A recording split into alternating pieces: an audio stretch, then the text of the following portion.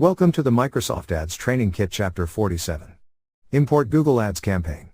In this video tutorial, we are going to take a look at how to import your Google Ads campaign, step by step. So let's get started. So from our Microsoft Ads dashboard, select Import from the top and then select Import from Google Ads. Here you'll get a notification, close it.